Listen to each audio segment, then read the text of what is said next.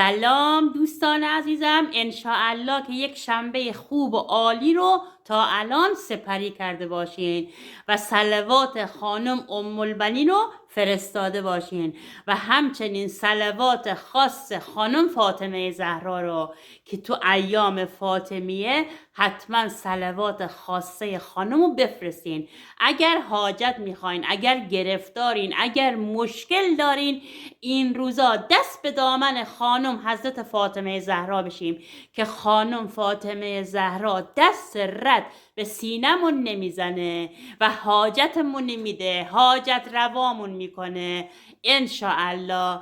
دوستان عزیز، میخوام چند تا نکته درباره این که بچه هامون میرن بیرون و استرس نداشته باشیم، خیالمون راحت باشه که سلامتن و سلامت به امید خدا به خونه برمیگردن. چی بخونیم؟ وقتی بچت داره از خونه میره بیرون کافیه 7 مرتبه بخونی، انشاءالله که به سلامت میره و به سلامت هم برمیگرده.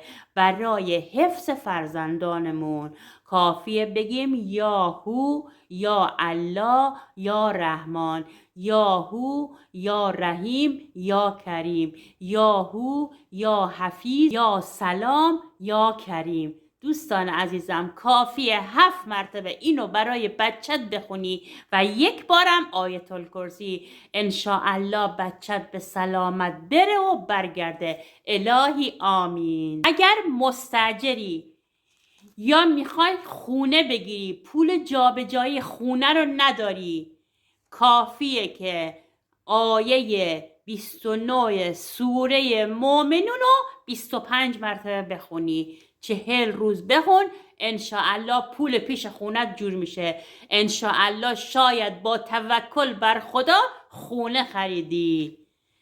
بس آیه 29 سوره مومنون 25 مرتبه تا 40 روز بخون، انشاءالله با توکل بر خدا خونه دار میشی. گره کور به زندگی افتاد، ناراحتی، افسرده‌ای، استرس داری، نمیدونی چی کار کنی، تنهایی تو خونه میترسی، سر بذار به سجده 100 مرتبه بگو یا رؤوف، یا رؤوف.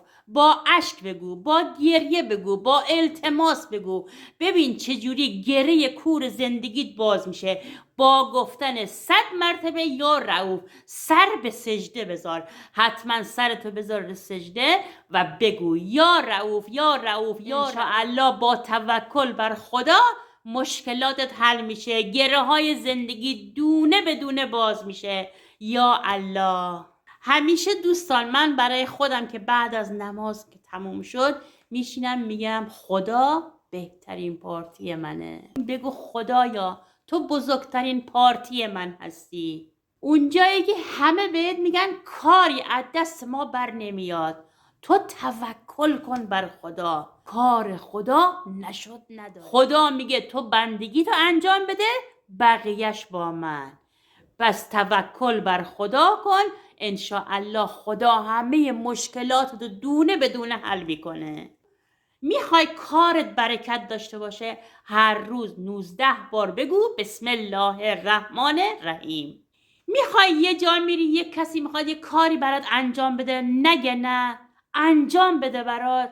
کافیه وارد اونجا میشی 19 مرتبه بگی الله اکبر. ایشان و نگران آینده هستی، میخوای ببینی آیندت چی میشه، میخوای کارات همیشه خوب پیش بره، همیشه خوشحال باشی، هیچ وقت نگران نشی، کافیه هر روز 19 بار بگی ایاک نعبد و ایاک نستعین. اگر هر حاجت محالی داری، نگرانی، گرفتاری، مشکلات زندگی زیاده دیگه، همه میدونیم که مشکلاتمون زندگیمون زیاده، هر روز یه مشکلی داریم، یه گرفتاری داریم، کافیه بعد از هر نماز 40 مرتبه بگی یا الله، یا الله، یا الله. خیلی آسونه دوستان. معجزه یا الله رو میبینی خودت. کافیه هر روز تکرار کنی، از امروز تکرار کن. میخوای فقر همیشه از خونتون بره بیرون، هیچ وقت فقیر نباشی، هیچ وقت چشت به دست این اون نباشه، سوره توحید رو 7 مرتبه بخون. های اولادت سر برا بشه، حرفتو گوش کنه، رو حرفت حرف نزنه. 1001 مرتبه ذکر یونسیه رو بخون. نیت کن، بگو به نیت سربرا شدن فرزندم، به نیتی که فرزندم حرفمو گوش کنه. کافیه 1001 مرتبه ذکر یونسیه رو بگی.